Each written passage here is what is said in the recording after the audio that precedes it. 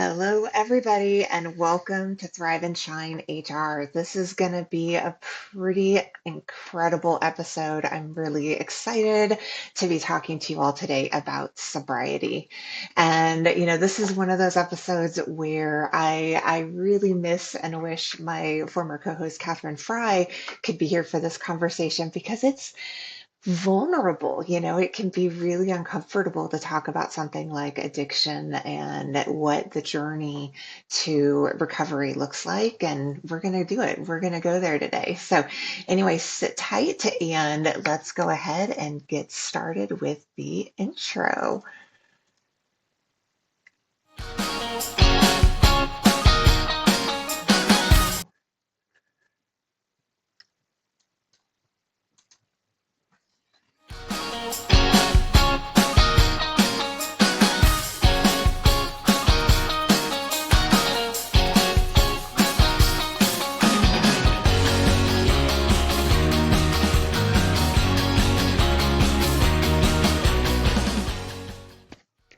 Welcome to Thrive and Shine HR, a podcast dedicated to women in human resources looking to push past the self-doubts, imposter syndrome, and self-criticism that's keeping them from being able to show up as the very best version of themselves, both at work and in life.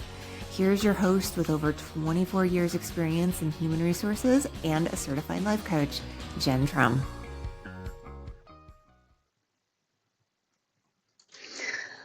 Okay, I don't know if the sound actually worked on the live cast, but that's okay. When we get this into the podcast, I'll go ahead and bloop, bloop, bloop and do a little bit of editing and make sure that you were able to hear that intro. So, welcome to episode 54 of Thrive and Shine HR.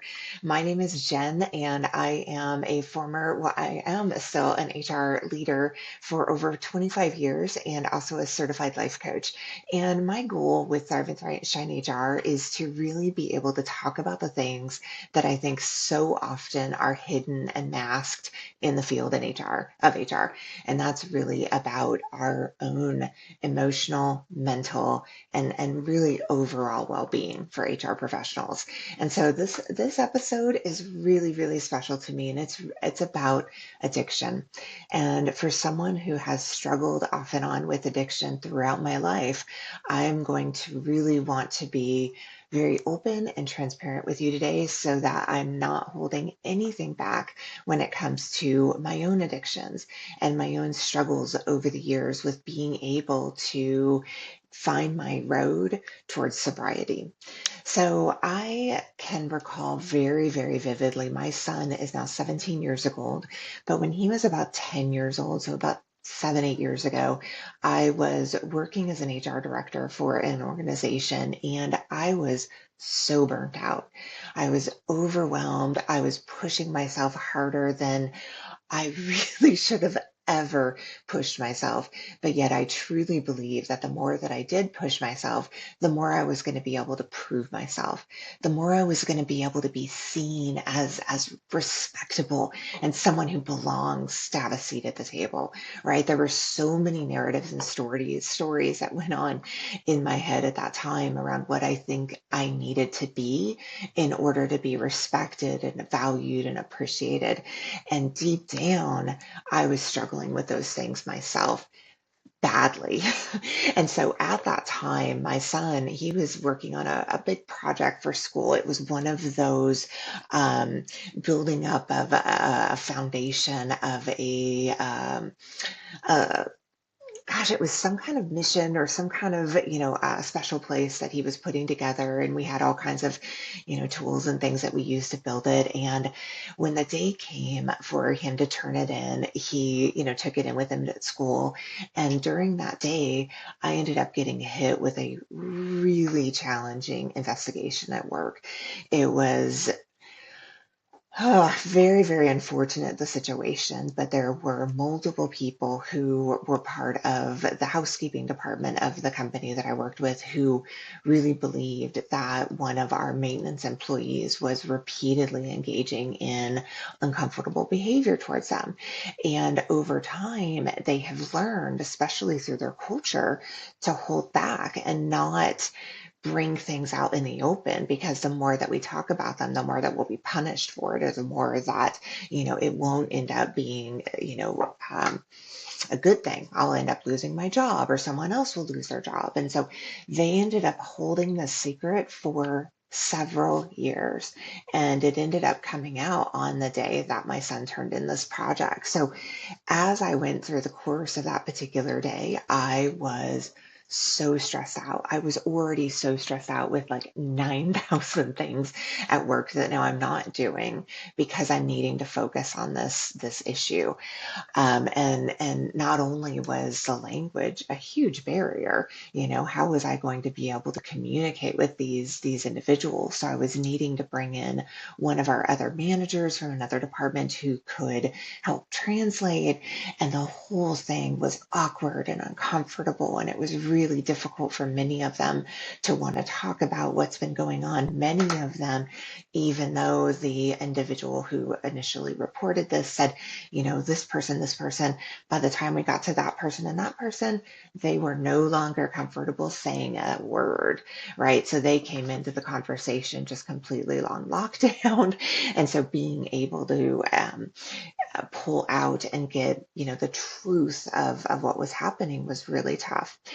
So anyway, as I went through the course of this unfortunate day where I ended up having to address something that was really significant for the organization, all I could think about throughout the course of the day wasn't my son and his project and how did it go. It was about how soon I could get home and have that first drink.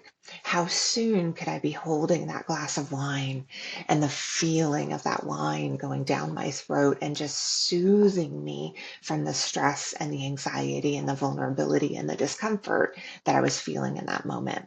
So I will never, ever forget that when I started to go through, I've been starting on my sobriety journey now for, gosh, over 5 years.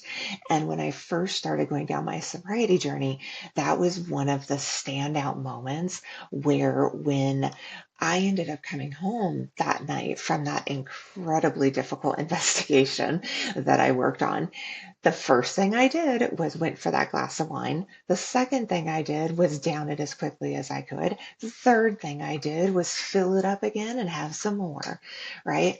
What I didn't do throughout the course of that entire evening was check on my son and hear about how it went with his project.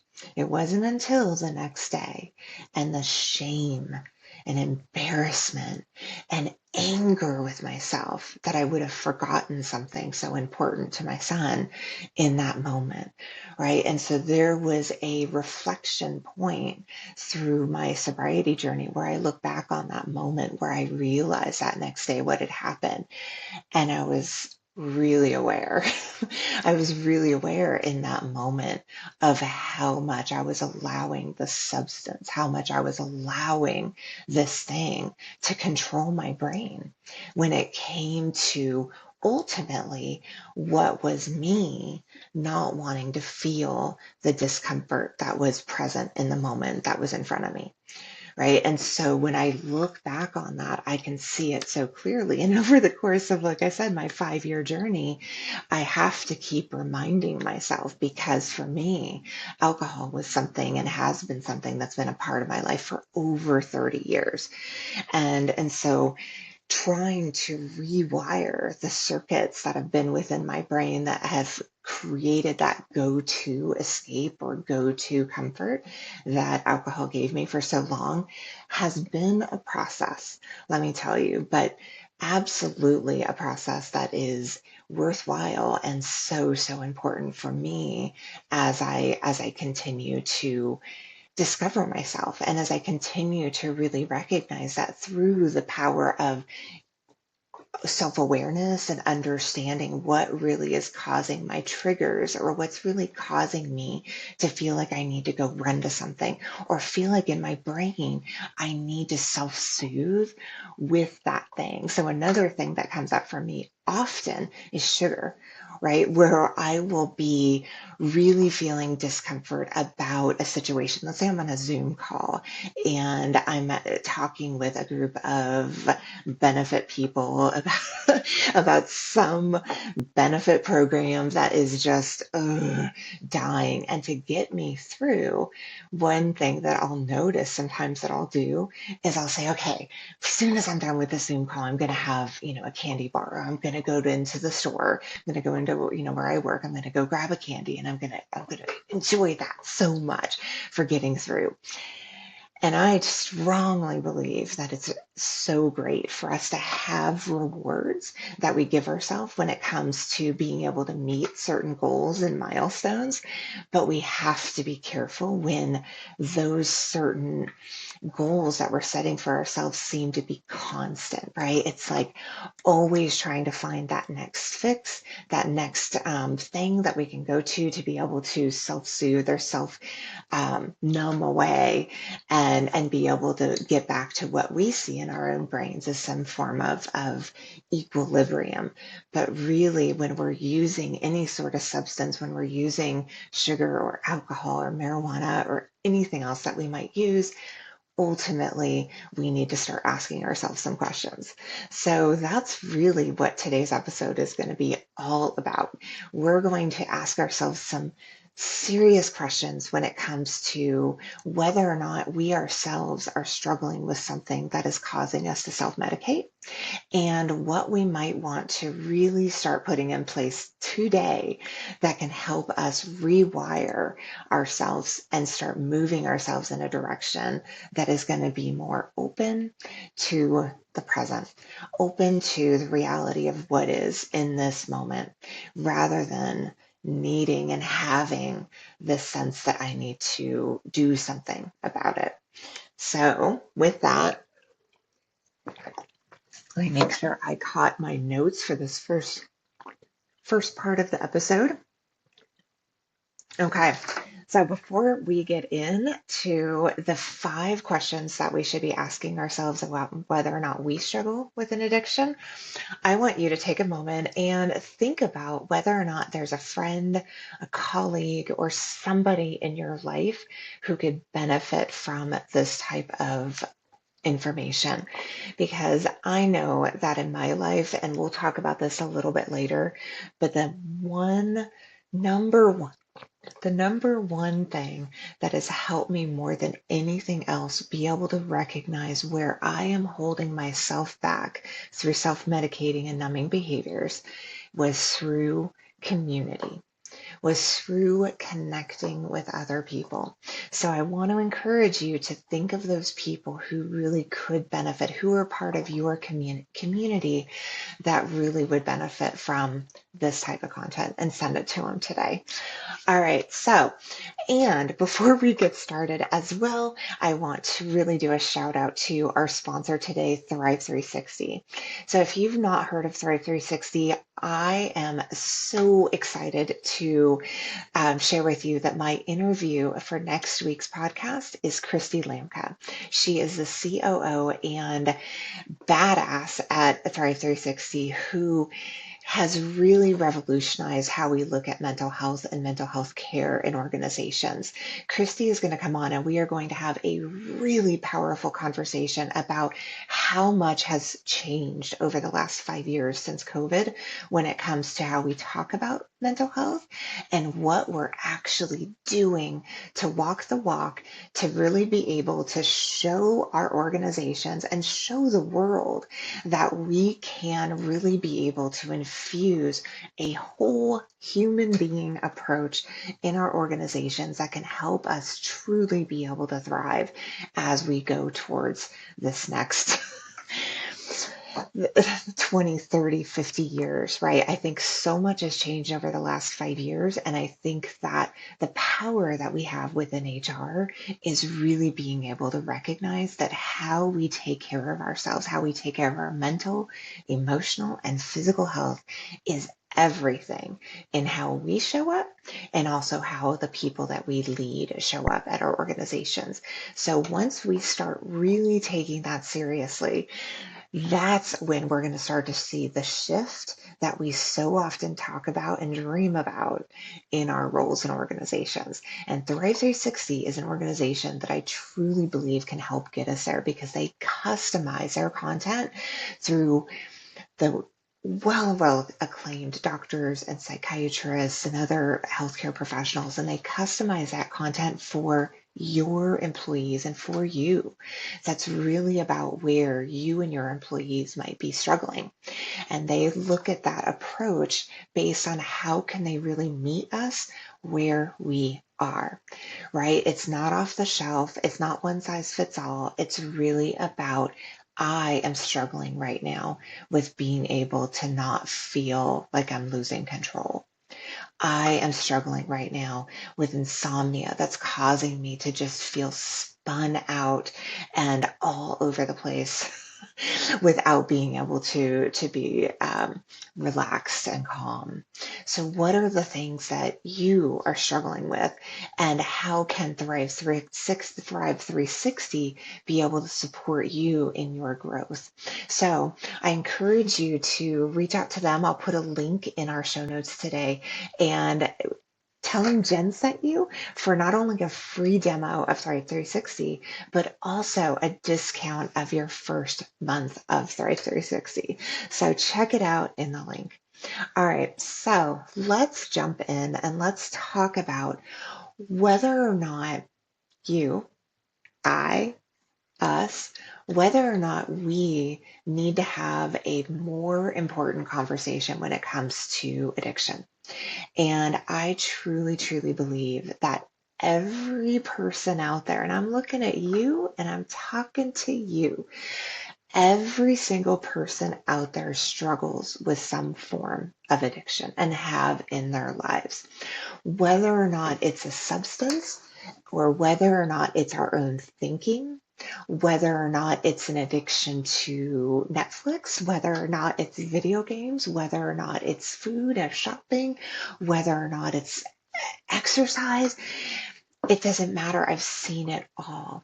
And really, one of the questions that has come up for me recently when it comes to whether or not we have something that's important for us to become aware of that's causing us to numb out, self medicate, self soothe, and escape, right? And so the 5 questions that we have are really going to help you be able to look inside and pull off the onion layer, if you will, and be able to say, okay, wait, is this something that I really need to start taking a closer look at?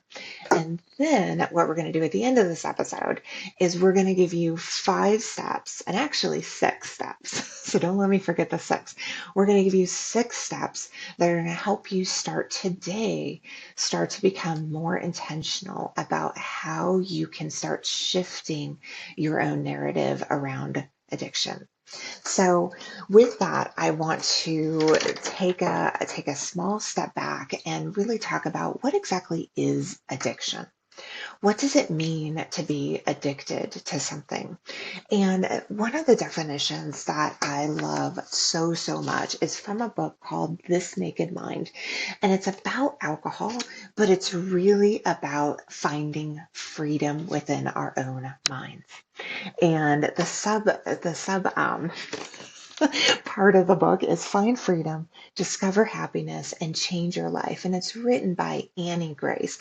I'll put a link in the show notes for the book. But what she really encourages us to be aware of is what are the different ways that within our own selves that we tune out, that we escape, that we repeatedly find ourselves not wanting to feel what we're feeling, or find ourselves wanting to control how we're feeling.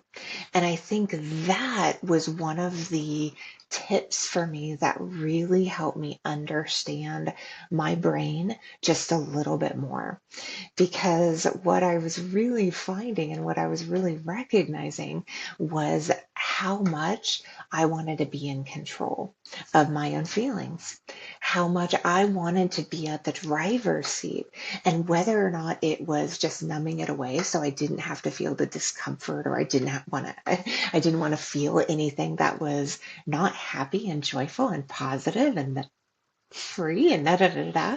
So I would find that in the early days with drinking, that's exactly what I would want to do is I would use alcohol, I would use marijuana, I would use sugar as a way of feeling more happy. I would want to find this path towards getting those dopamine fixes so that I could get back to a place that was what I consider to be Jen.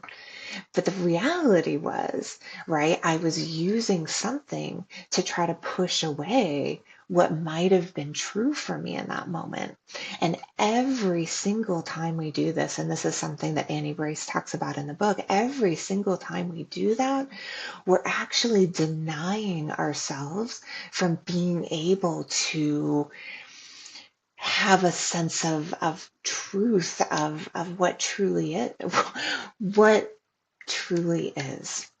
And what I mean by that is whenever I'm trying to deny what is, I'm taking away from myself an opportunity to perhaps really be able to understand myself just a little bit more. So let's say, for example, I am in a meeting, and during that meeting, it starts to get a bit uncomfortable because you notice a couple of the people in the meeting are starting to get tense. There's some conflict brewing. There's some, no, I said this, no, I said this, and I meant this, and you did not, you meant this. And you're sitting back and you're a part of the meeting, but yet you're almost in this out of body experience, right? That's actually how I see substances, and I see anything that we do, any behavior that we engage in that actually takes us away from being truly present with what is. And as somebody who is really masterful and has become really masterful in that over the years, I now think it's one of the things that now that I'm starting to really embrace my sobriety journey, I'm recognizing that every time I have a moment that sends me into discomfort, that is a moment worth revisiting. That is a moment of let's understand why this might bother me, right? It's other people who might be feeling conflict that may have nothing to do with me doesn't have to bother me, right? Isn't it a choice within myself that it might bother me so much that now I'm wanting to disengage or check out in some way? And so being conscious of that, it doesn't necessarily mean it needs to be anything you change in the moment. And let's say, you have a candy bar right in front of you during that meeting and I quickly open it up and I start chewing on it. That doesn't need to be a wrong thing necessarily, but it is something to become aware of why you felt that that was something you needed to move you away versus understanding the thoughts that might be going on in your mind that caused you to be uncomfortable in the first place, right? And so I think that recognizing that there is something much bigger, that there's something bigger happening within us that is causing us to go through those patterns of then going to the drink, going to the puff, going to the food, right? Going to the thing that can then help us feel like we can move whatever is uncomfortable out of the way. So then I can be more, what is it, uncomfortably or comfortably numb. Yeah, comfortably numb. So that is so, so important to really start to gain that awareness around so that we can really sense and see what's really happening. underneath, and what we might really be holding on to are our insecurities, that perhaps we might be worried that others might be judging us, that we're not getting involved, right? Let's say that we really know that one of those individuals is that's absolutely the opinion that you share. But yet, I don't want to get in the drama, right? Have you been there before? I know that you have, and I have as well, where you see something going down. You definitely see that perhaps there is a misunderstanding that might be happening and a lack of clarity that might be happening. But rather than engage ourselves in the moment, we disengage. Same idea, right? It's something that we're doing where deep down we know the truth and we're making a conscious choice not to do anything about it, which sometimes, right, not doing anything at all, there can be kind of an addiction to that. There's kind of that freeze process that many of us engage in that can become addictive, right? Not doing something about it means I can stay safe. I can remain comfortable. I don't have to take a risk putting myself out there. So, question for you, right? Are you using something? Are you using alcohol, food, your freeze response? Are you using marijuana, smoking? Is there something that you are using to avoid difficult emotions or escape when you don't want to be feeling the emotions that you're feeling and instead want to be feeling happy, fun, joyful, whatever, put in the blank? So I'm going to pause at that and I want you to take a moment and just really reflect on that. Is there anything in your life? And if there is, you know it. You don't need me to tell you that there's something that you're doing that is not really deeply serving you and is instead allowing you to escape and or numb. Okay, that's question number one. Question number two. Do I feel anxious, irritable, or restless when I can't have access to this substance or behavior? Oh my gosh, right? That story that I told at the beginning, where all I could think about during that investigation was alcohol. Amazing example for anyone who's ever been addicted to alcohol. Another example that I have not too long ago was now that I am moving away from alcohol, I've noticed that now my go-to is sugar. And so I want it so bad. It's something that I obsess about, especially if I'm in a situation that I'm not comfortable in. So I had to be on a bus not too long ago, and I was sitting on the bus and I saw an advertisement up on the side of the bus and it was for some sugary drink, and I didn't want the sugary drink, but it was smelly on the bus.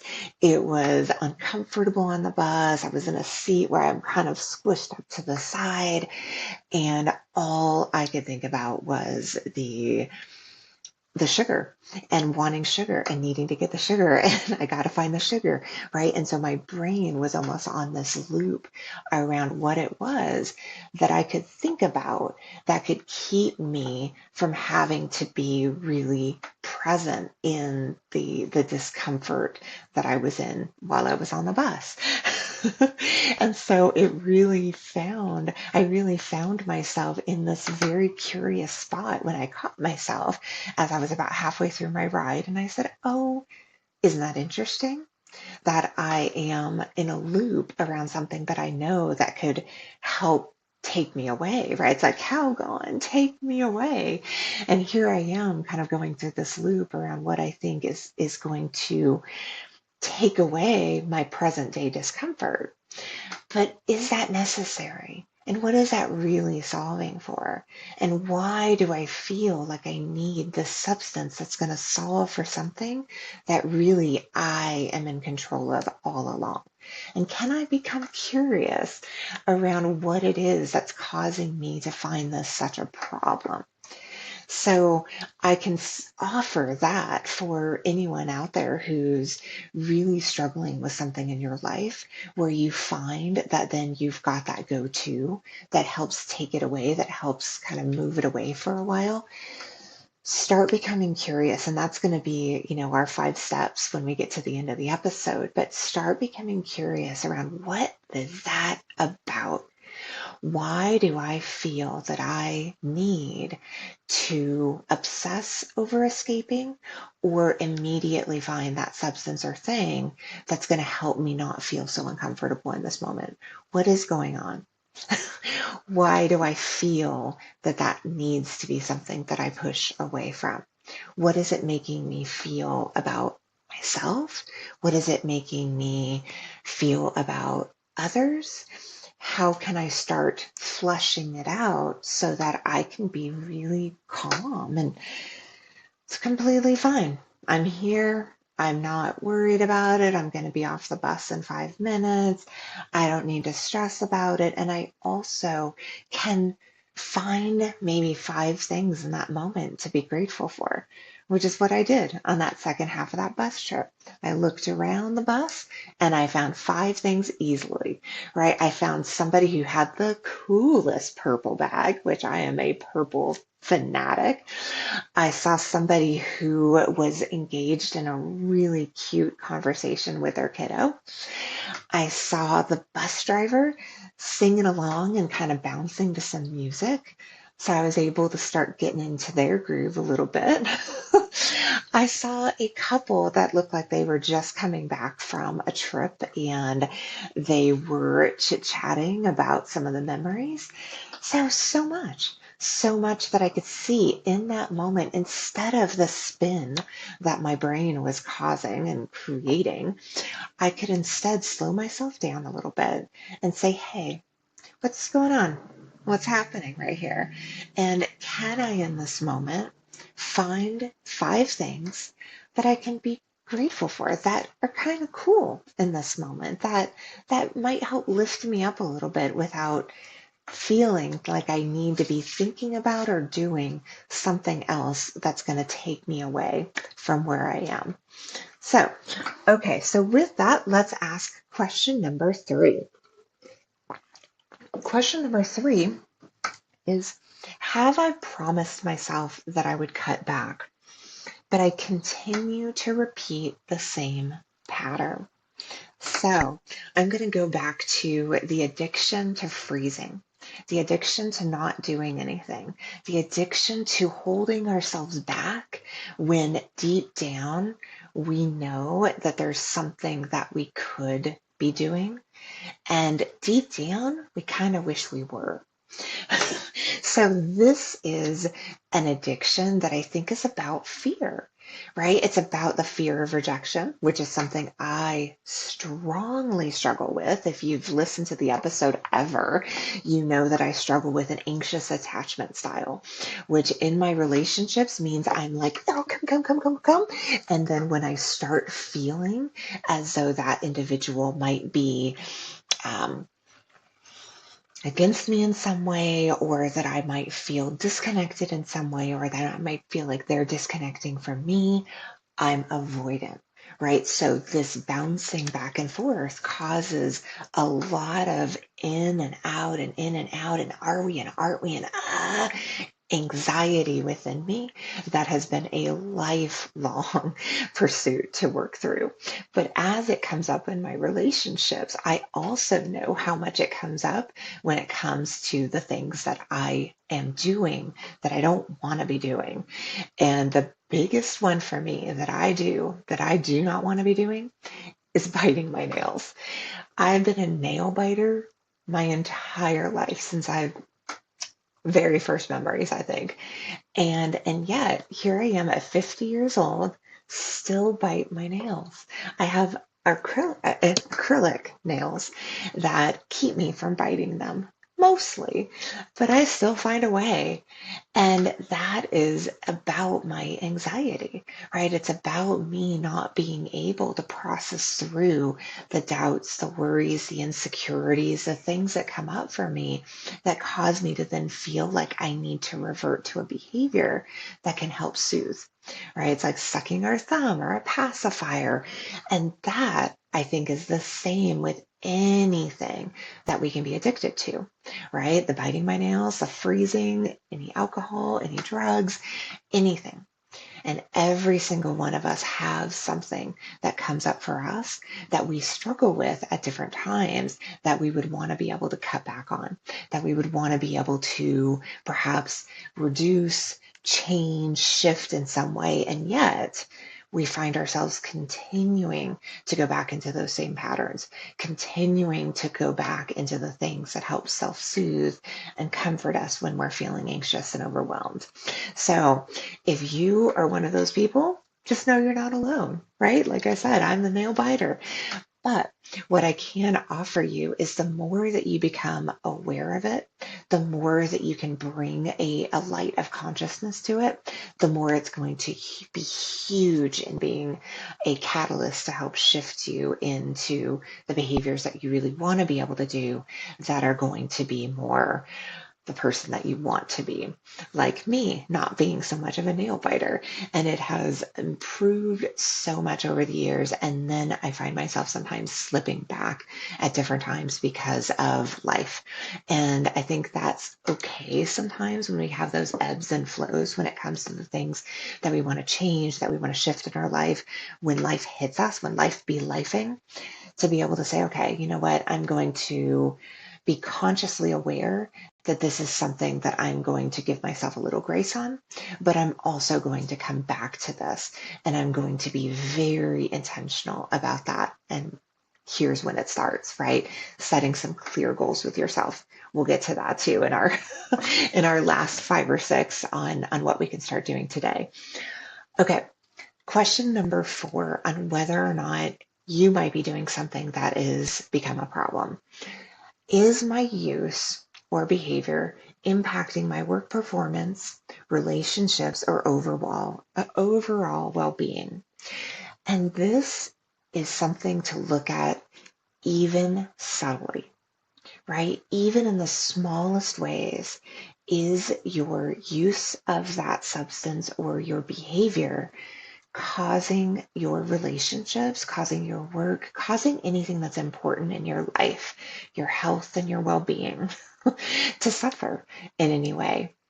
And really being honest about it, because that level of honesty and transparency, if you're not having it with yourself, if you're saying to yourself, oh, it's not that big a deal, oh, it's, not something that I think is going to be a problem, then I want you to really pay attention to this next question, because question number 4 is, if nothing changed, would I feel okay about this behavior, about this activity, about using this substance?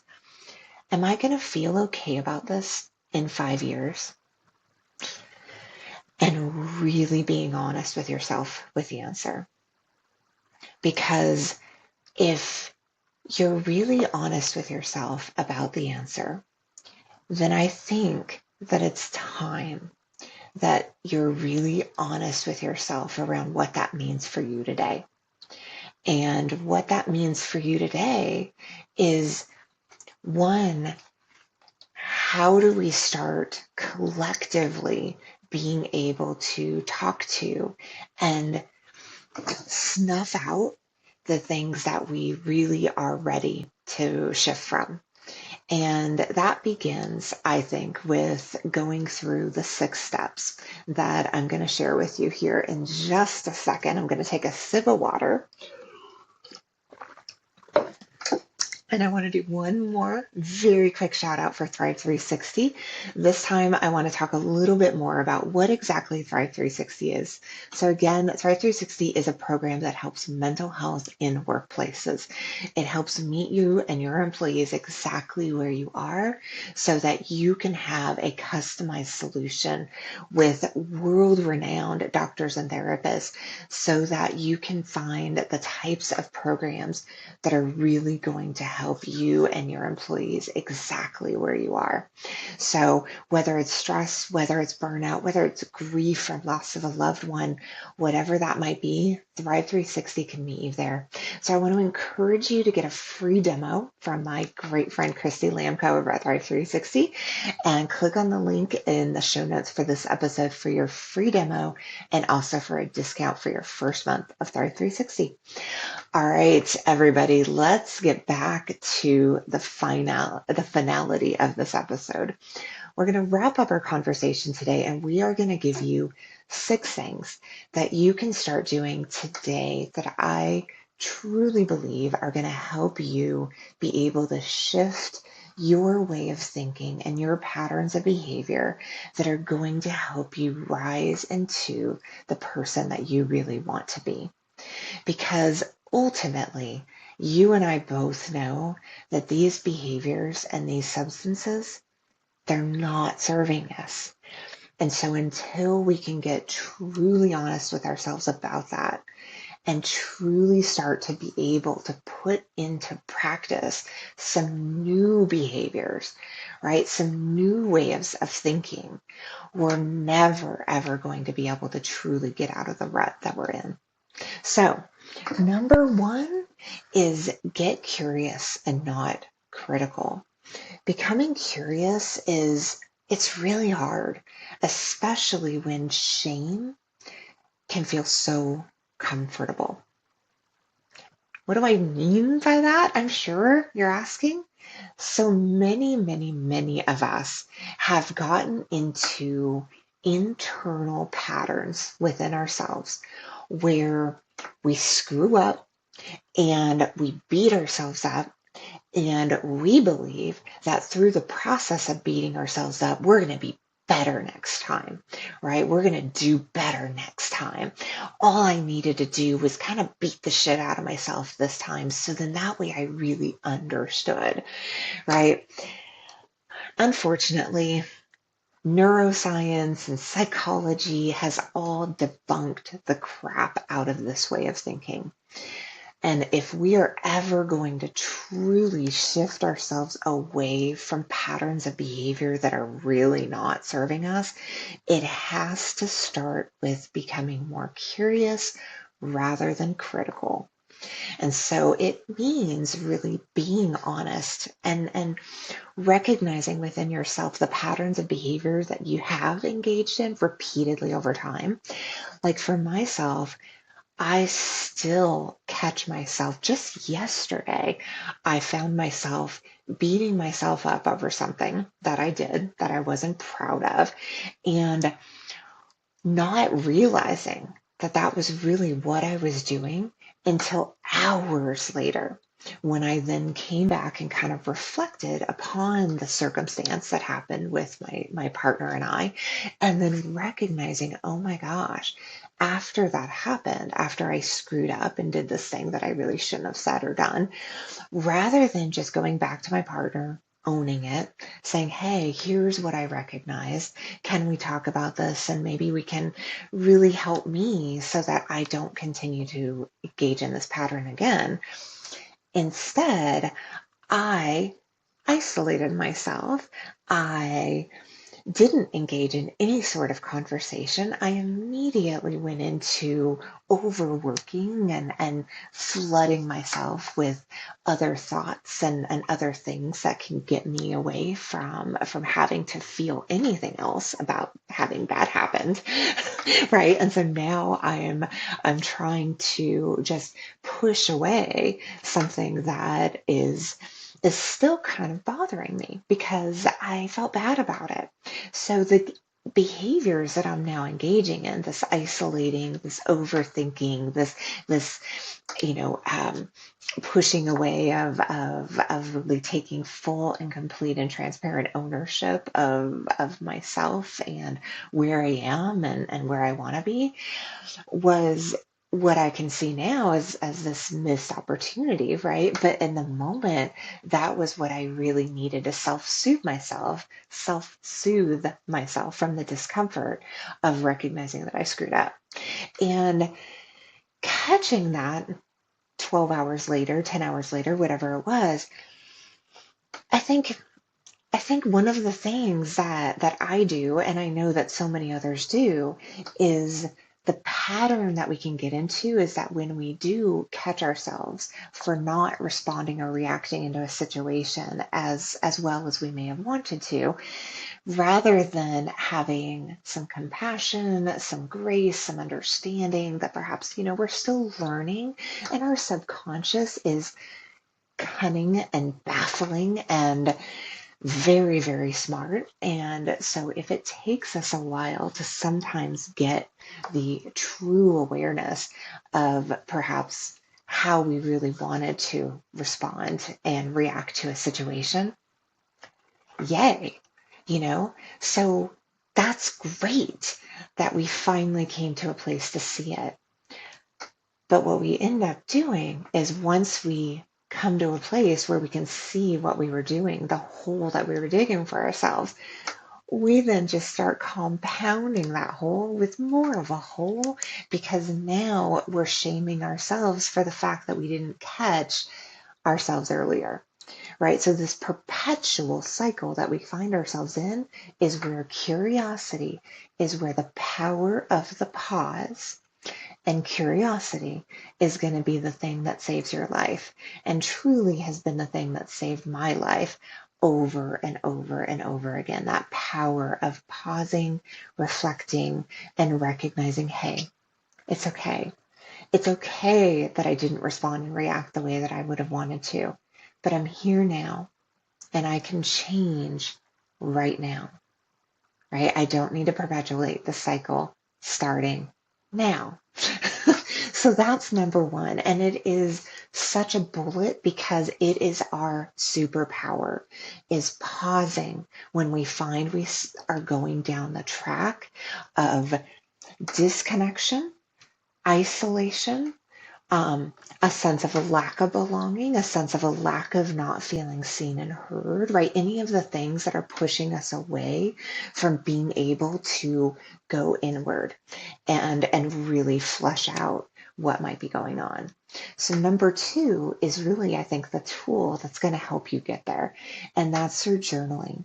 So one of the things that really helped me through the book that I shared with you earlier, The Naked Mind by Annie Grace, is the power of reflecting through journaling, is getting the thoughts down on paper that's going to help you be able to really see what's really going on in our thoughts and in our narratives. What stories are we telling ourselves? How are we spinning our reality in such a way that we truly believe that we need to go to this substance. We truly believe that we need to engage in this behavior and it's going to serve us in some way. And how can we become more reflective on that? And I think journaling has been a massive, massive tool to help me be able to do that. I have been a part of a gratitude group for almost a year now, and I've talked about that on the podcast a few times because if you do not have one,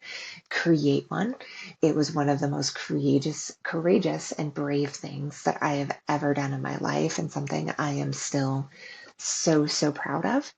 And it's given me the opportunity to put my truth out there and to force myself to be grateful anyway. Like I said on the bus earlier, what can I do to be grateful anyway, regardless of my circumstances?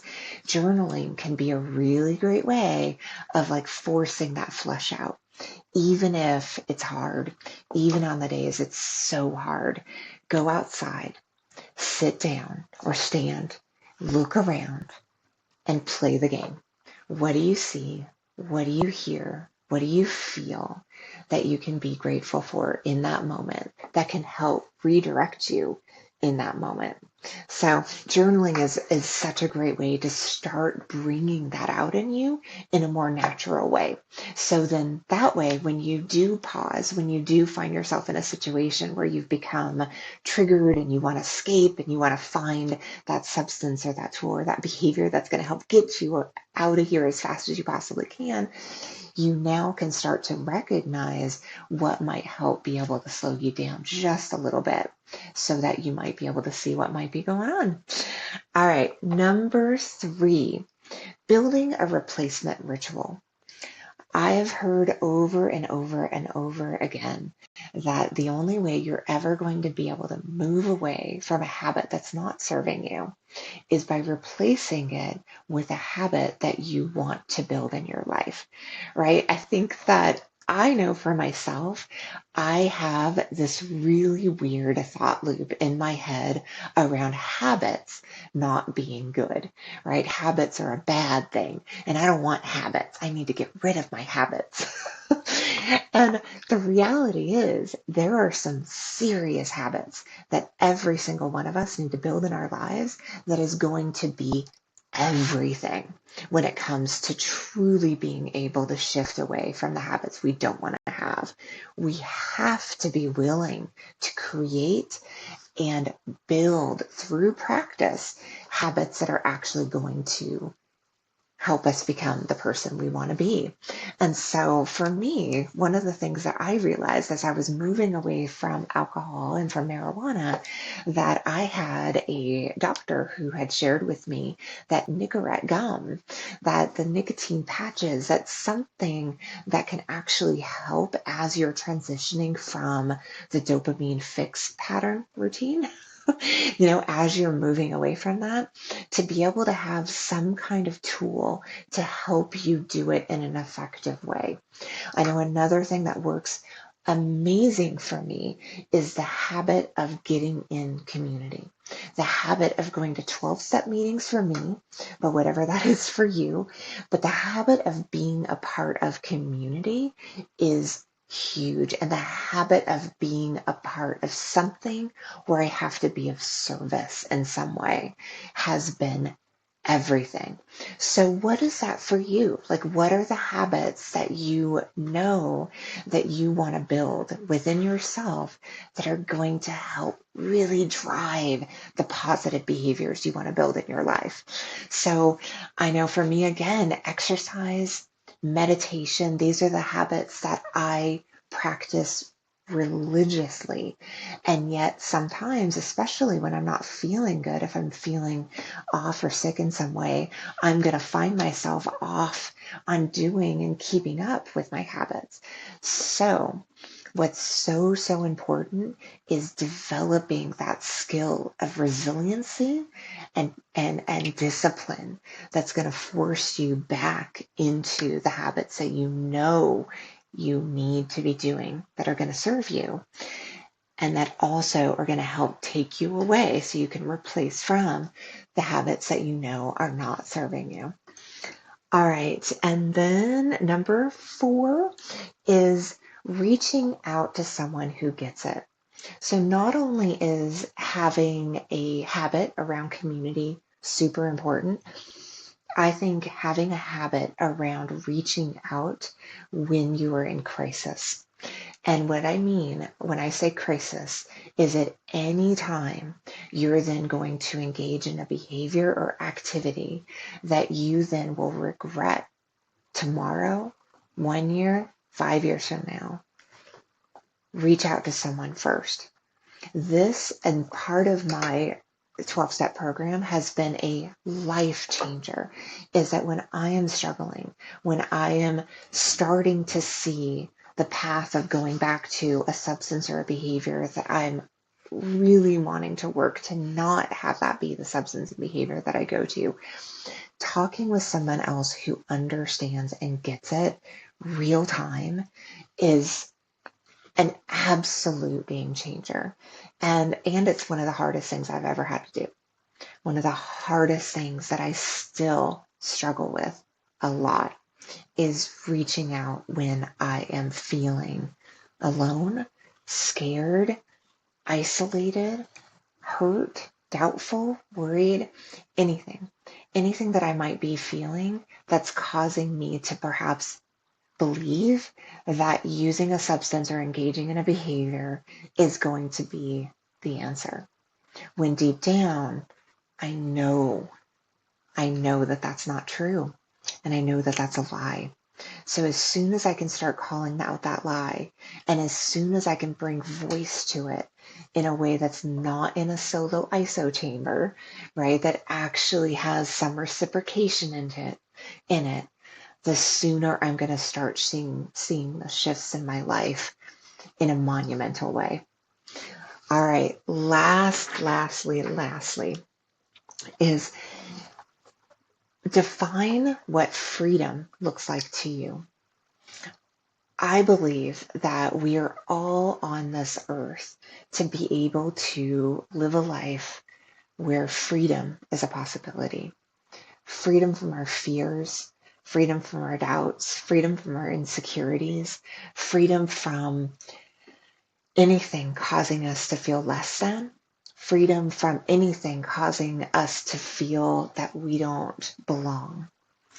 And so, with that, I really want to encourage you to recognize that within yourself, if there is anything holding you back from freedom, freedom to truly believe that who you are, as you are, just as you are, is somehow wrong or bad, and that in some way you need something to help you now feel more normal, that is not freedom, my friends. That is imprisonment. That is confinement.